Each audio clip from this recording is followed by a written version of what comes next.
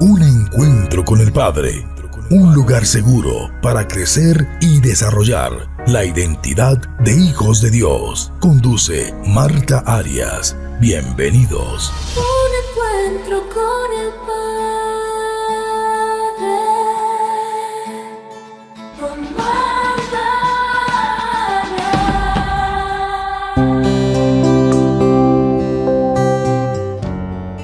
Arias. Hola, es una bendición compartir contigo este nuevo mensaje acerca de quién depende el nuevo nacimiento.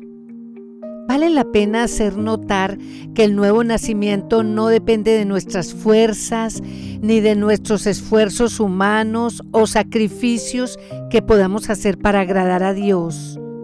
No depende de nuestras buenas obras o de los cambios que hagamos en nuestra vida para que seamos aceptos ante el Señor.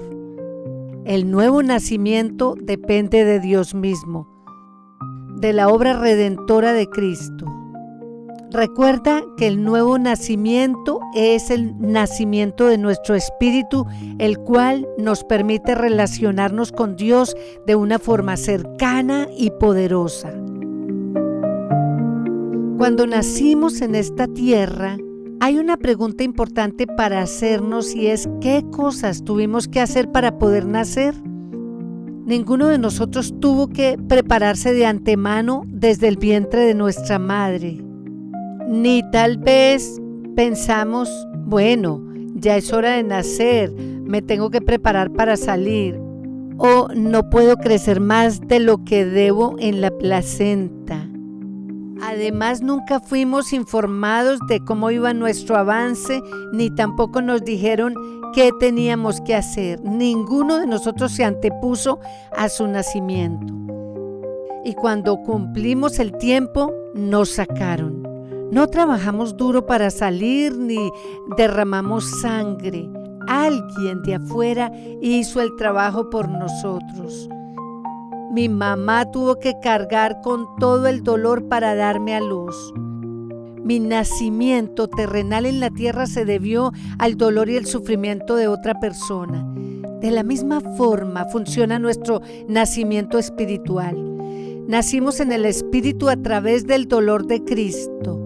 Espiritualmente no nacimos después de mucho pujar o hacer fuerza. No nacemos espiritualmente por nuestra sangre ni por nuestro sacrificio, y menos por las muchas obras que hagamos, sino que nacemos espiritualmente por el sacrificio de Jesús y por su sangre derramada por nosotros.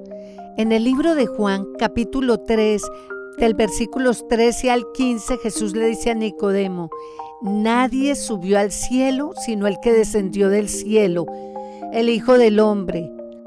Y como levantó Moisés la serpiente en el desierto, así también tiene que ser levantado el Hijo del Hombre, para que todo aquel que crea en él tenga vida eterna. Porque tanto amó Dios al mundo que dio a su Hijo unigénito, para que todo aquel que crea en él no se pierda, sino que tenga vida eterna.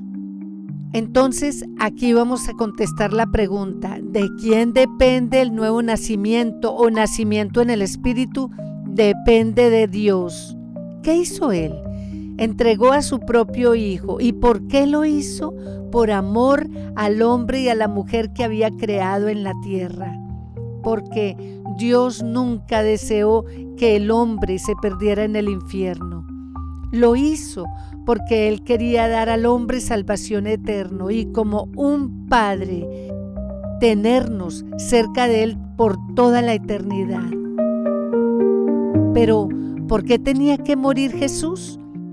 Para entender esto, vamos a ver el pasaje de Números 21 del 4 al 9. Allí nos habla de la serpiente de bronce que Moisés levantó en el desierto.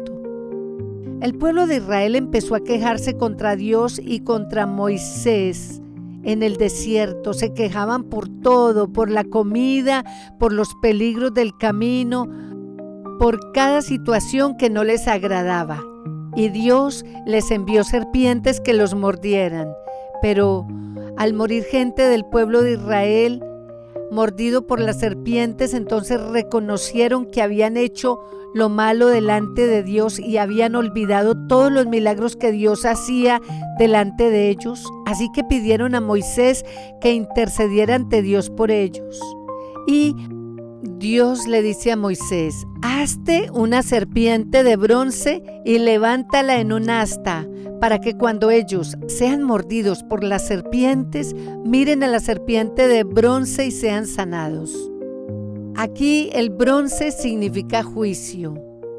Esa serpiente de bronce era Satanás, quien estaba esperando un juicio, porque él contaminó con el pecado y la oscuridad espiritual a Adán y a Eva, haciéndolos pecar y convirtiéndolos en sus vasallos, llevándolos a ser esclavos del pecado. La serpiente de bronce era un tipo de Jesús. ¿Cómo es sanada una persona que fue mordida por una serpiente? Aplicándole el antídoto que trae parte del veneno de la misma serpiente o el mismo tipo de serpiente. Estos venenos los inyectan en cantidades pequeñas en ciertos tipos de animales, entre ellos la oveja y el cordero. Cuando el animal desarrolla anticuerpos para defenderse del veneno, entonces extraen de la oveja o del cordero sangre y la usan como antídoto para la mordedura de estas serpientes. La sangre de la oveja o el cordero es lo suficientemente buena para hacer la cura de la enfermedad. En el pasaje de Juan, Jesús nos muestra que Él tenía que ser levantado en la cruz, en alto, como la serpiente de bronce, porque Él necesitaba ejecutar un juicio contra Satanás. Él venía a ser el cordero inmolado y ser infectado con un poco del veneno de la serpiente para desarrollar esos anticuerpos que iban a salvar a la raza humana. ¿Y cómo fue infectado él? Muriendo. En Hebreos 2, 14 y 15 nos dice: Jesús vino para destruir por medio de la muerte al que tenía el imperio de la muerte, esto es, al diablo, y librar a todos los que por el temor de la muerte estaban durante toda la vida sujetos a servidumbre. Cristo venció a Satanás, quien tenía el imperio de la muerte, muriendo. Es decir, entró en el terreno del enemigo, asumió el pecado de toda la raza humana, nos libró de la esclavitud del pecado en la que habíamos caído desde Adán, derramó su sangre y nos limpió de todos esos pecados. Y al morir venció a Satanás, triunfó sobre la muerte y sobre la oscuridad que Satanás había puesto sobre el hombre y la mujer. Y resucitó, porque esa muerte no lo podía contener, porque no había pecado en él. Aunque cargó con nuestro pecado, no había pecado en él, porque él era santo. ¿Por qué hicieron el Padre y el Hijo todo esto? Por amor a nosotros. ¿Quién hizo caer en pecado al hombre y a la mujer en el jardín del Edén? Satanás, o el diablo, como dice en Apocalipsis, la serpiente antigua, e infectó con su veneno al hombre y a la mujer, llevándolos a hacer el mal, infectando todo su torrente sanguíneo y por ende su genética. Y los sometió bajo su gobierno, y con ellos a todos sus descendientes. Así que Jesús tenía que ser levantado en la cruz para vencer a la serpiente antigua, para vencer el poder que el mal ejercía sobre la raza humana. Entonces Jesús vino a juzgar a Satanás en la cruz y le quitó todo poder y autoridad sobre el hombre y la mujer.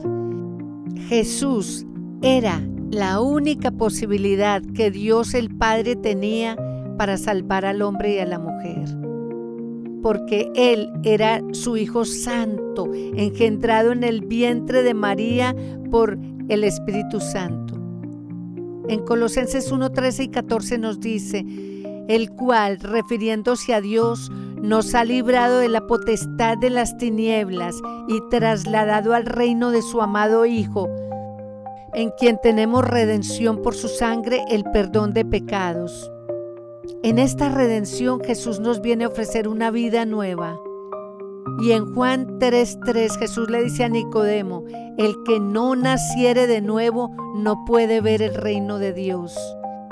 Él nos ofrece un reino de verdad, de salud, de bendición, de justicia, de santidad. Y Él, con su muerte y resurrección y a través de su sangre, trae la provisión para el nuevo nacimiento, el nacimiento del Espíritu. Así que cuando recibimos a Jesús en nuestro corazón para que venga a morar en Él y sea el Señor de nuestra vida, estamos dando el primer paso para ser trasladados de la potestad de las tinieblas al reino del Hijo de Dios, Jesús, el Cordero inmolado, quien se entregó por amor. Oremos. Gracias, Jesús, por ser ese Cordero inmolado que se dejó infectar por el veneno de Satanás para rescatarnos de la esclavitud del pecado y la oscuridad espiritual en la que estábamos y librarnos de la muerte física y condenación eterna. Gracias, Padre, por enviar a tu Hijo por amor a nosotros. Gracias por salvarnos en la cruz y limpiarnos de todos nuestros pecados con tu sangre. Te agradecemos profundamente la obra de redención y el camino que abres para nosotros hacia la salvación eterna. Y gracias, Señor, porque lo hiciste para que todo aquel que en ti crea no se pierda, mas tenga vida eterna. Te amamos y te adoramos, Dios. Amén.